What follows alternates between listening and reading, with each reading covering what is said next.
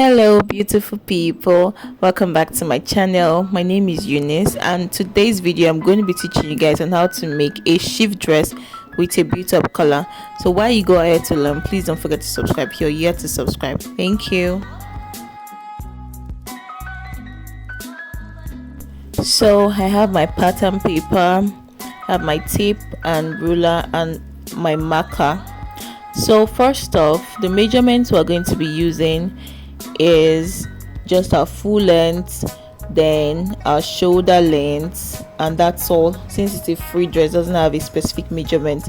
So taking my shoulder measurement, I took my shoulder measurement from my neck, from my back neck, to the length I want to make the sleeve to be. So I'll first of all create a starting line. From there I'll take my measurement. So I'm just using this pattern paper as an illustration. So my shoulder length is 17 inches. I'll mark 17 inches there, and I'll take it down a bit to my arm side. Then the arm length I'm using is 9 inches. 8 inches is my normal arm length, but because it's a free dress I'm going to be using 9 inch. So then I'll connect the lines together.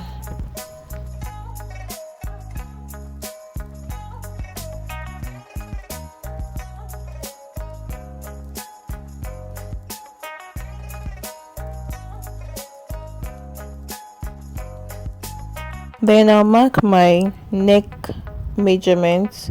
Normally when cutting a normal shirt or normal dress I use 3 inch, but because it's a free dress I made it 3.5 inch for the wideness, and then 1.5 inch for the deepness of the back neck.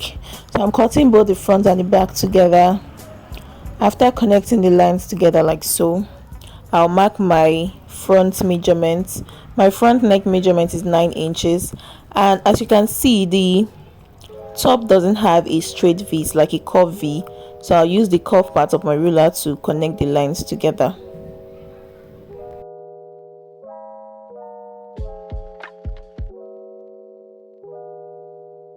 At the shoulder line, I'll go down by 1 inch on my shoulder slope, and then I'll connect the lines together to meet with the neck.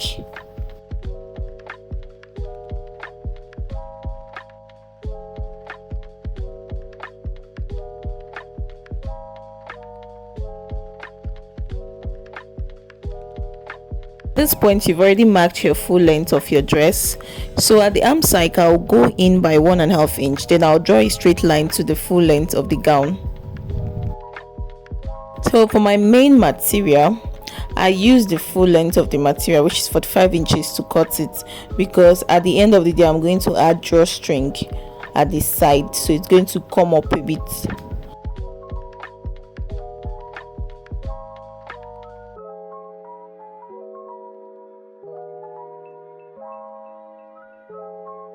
So this is all for the front part of the dress. I'm just going to cut it off and then place it on my material. So first of all, like I said, I'm cutting the back and the front together in the same pattern. So I'll first of all cut out the back neckline, then I'll trim it off and then place on my material to cut out the back first. Then I'll come back again to trim off the front neckline.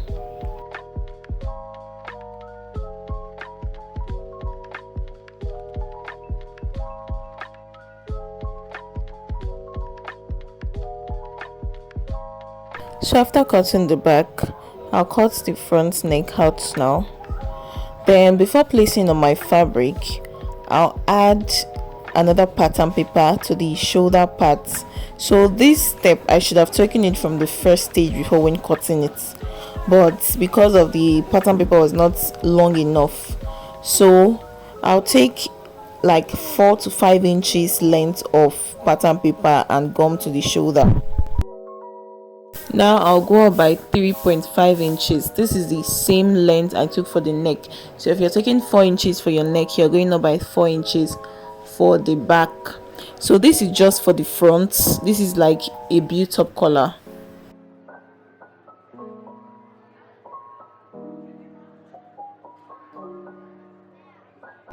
So I'll connect the line to meet with the neck, and then at the upper part I'll take 3.5 inches as well.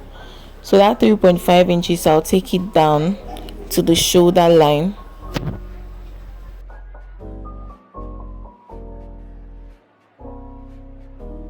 So at this point I can cut at the front. Then when cutting on my fabric, I'll add half inch to the upper part of the shoulder, which is that inbuilt collar.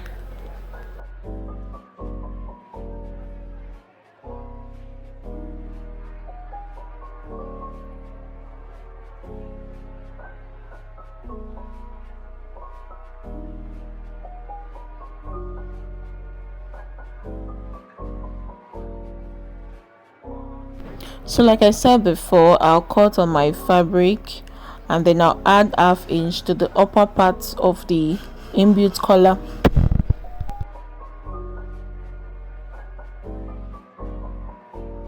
Because of the 3.5 inches I took at the upper part, I'm going to be reducing the back length by 3.5 inches because my fabric will not be enough. But if you have a longer fabric, then you can just leave it like that.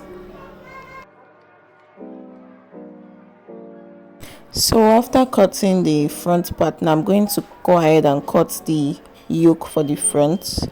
So for the yoke length, you can measure whatever length you want to use. Mine, I'm using 15 inches. Then I'll draw a straight line.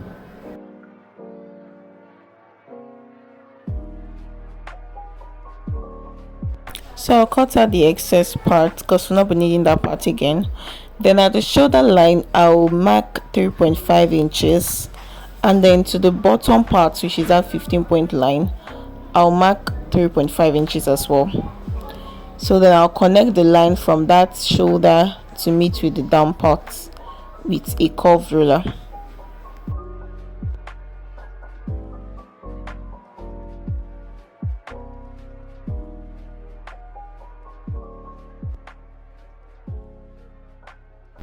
So at this point I'll open it up to mark the second part. So then at the second part, I'll come down by 8 inches from my shoulder line. Then I'll mark 8 inches there. Then from that point, I'll mark 3.5 inches. Then I'll connect it to meet with the shoulder line of 3.5 inches. Then on that excess part, I can just mark any amount I want. I can mark 4, I can make it 5, depending on how wide you want it to be. So I marked 5 inches and then I'll just draw a straight line to meet with the bottom. So then that's all. I'm just going to cut it out.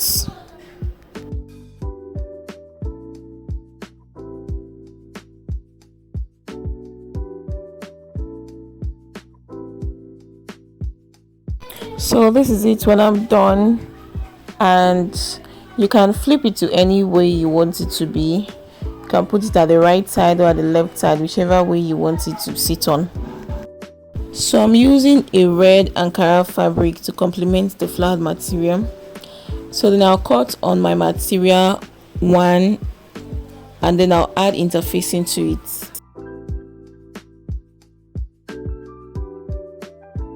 Iron interfacing on it, and then I went ahead to fold the sides of the facing, leaving just the neck part that I'm going to turn with my material.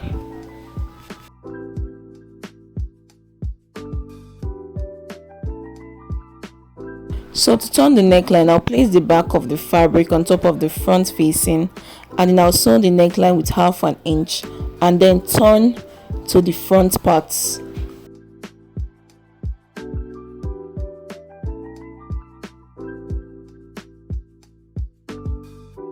Now I've finished sewing and then top stitching it down. Then I've ironed the neckline already. So I'm going to join the shoulders together, the front shoulders together. I'll open it up and join the interfacing together and the main fabric together. So just watch carefully and see how I'm doing it.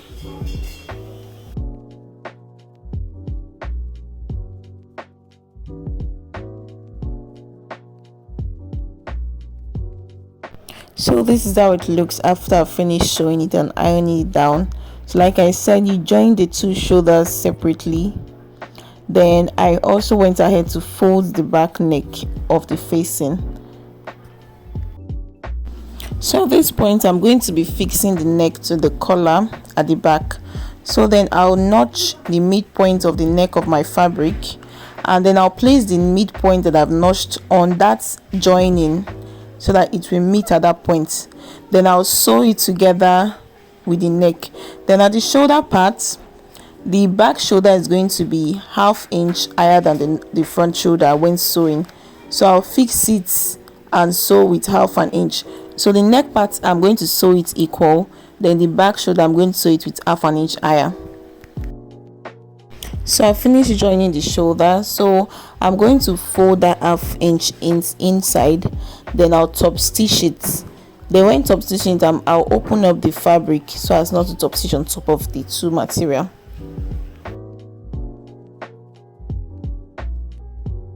So I finished top stitching the shoulder, it therefore makes the shoulder to be neat. And then I also top stitch the neck.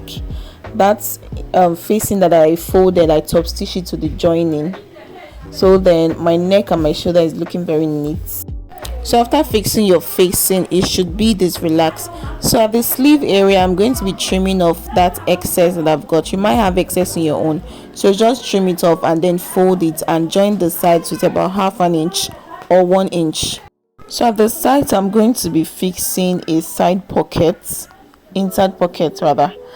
Then to cut my pockets, I'll just create a starting line. Then I'll mark 10" for the length of my pockets. So at the bottom part of the pocket, I'll mark 7 inches. Then at the top part, I'll take like 5 or 6 inches. Then I'll connect the lines together. Then I'm going to curve the bottom part, although this is not necessary. I just like curving the bottom part to look like my hand when I put my hand into the pockets.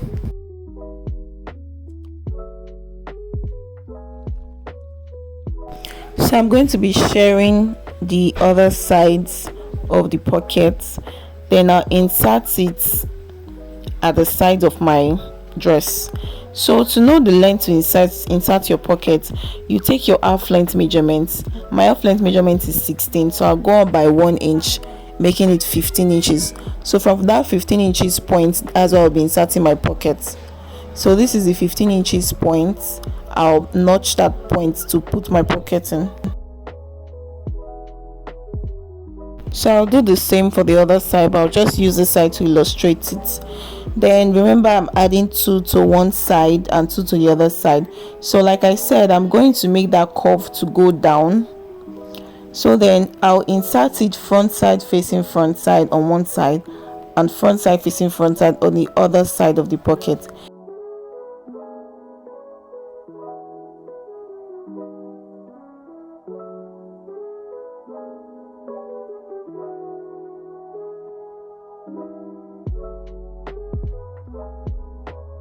So after joining the pocket, I'll shape my dress with about 1 inch or quarter of an inch.